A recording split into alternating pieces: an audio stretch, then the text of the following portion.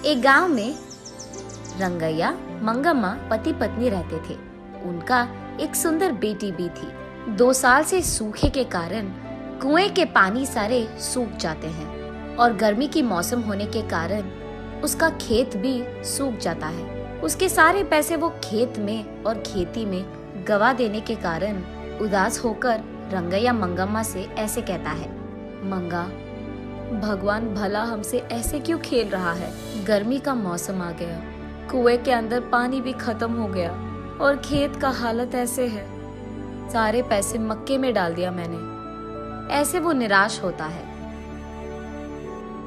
इतने में उसकी बेटी लक्ष्मी आकर पापा ऐसे कहते हुए हंसते हुए प्यारी सी नन्ही सी उसकी बेटी अपने पापा से गले लगाती है। अपनी प्यारी बेटी को देखते ही रंगैया के चेहरे पे मुस्कान आ जाती है।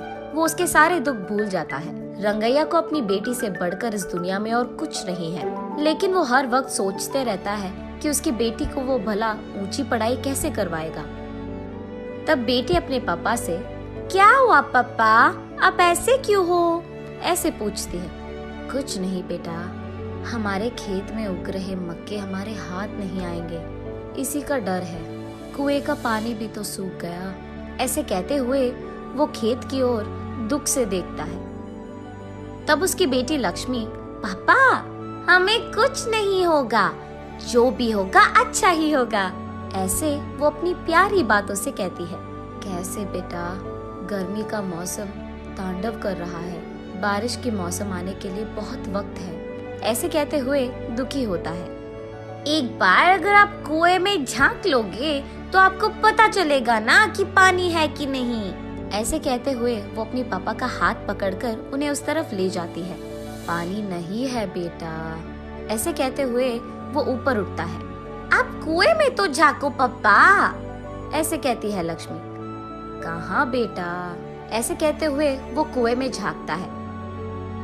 कुआं पूरा सूखा रहता है।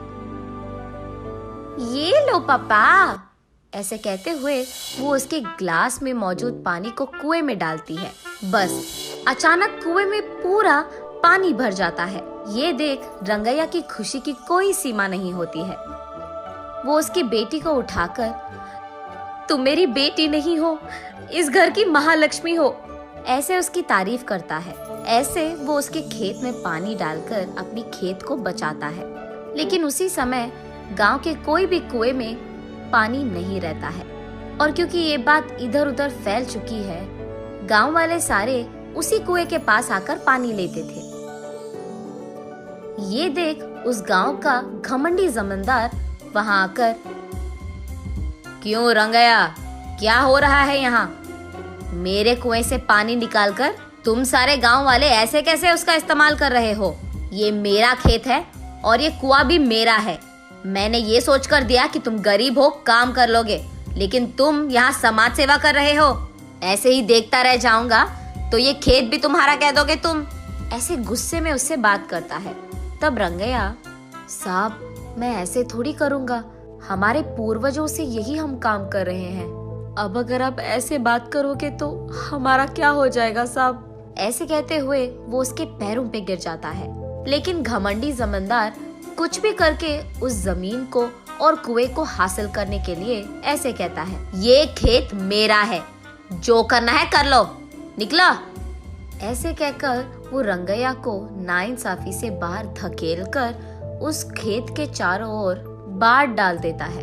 उसके कुछ समय बाद गांव वाले सारे सूखे को भुगत रहे होते हैं। सारे कुएं सूख जाते हैं और सिर्फ रंगैया के कुएं में पानी रहने के कारण गांव वाले पीने के पानी के लिए जमींदार के पास जाकर ऐसे कहते हैं, साहब पीने के लिए पानी ना होने के कारण प्रजा मुश्किलों में है। आप एहसान करके आपके कुएं का पानी हमको अगर दे सके तो, ऐसे विनती करते हैं। क्या पानी चाहिए? पानी तुम्हारे पूर्वजों की कुआं है कि तुम ऐसे पानी मांग रहे हो? पानी नहीं दूंगा, निकला। ऐसे उन लोगों को भी धकेल देता है।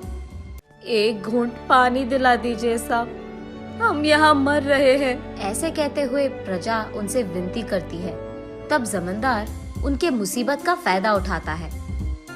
ठीक है, पानी दूंगा, लेकिन ऐसे ही नहीं। मटके का दाम 10 रुपए करके दो, तब दूंगा पानी। मंजूर है तो लो, वरना निकल जाओ। कुछ न कर पाने के कारण प्रजा चुपचाप उन्हें पैसे देकर पानी लेते हैं। घमंडी जमींदार जब पानी के लिए उसके मटके को कुएं के अंदर डालता है, अचानक एक ही झटके में सारा पानी सूख जाता है।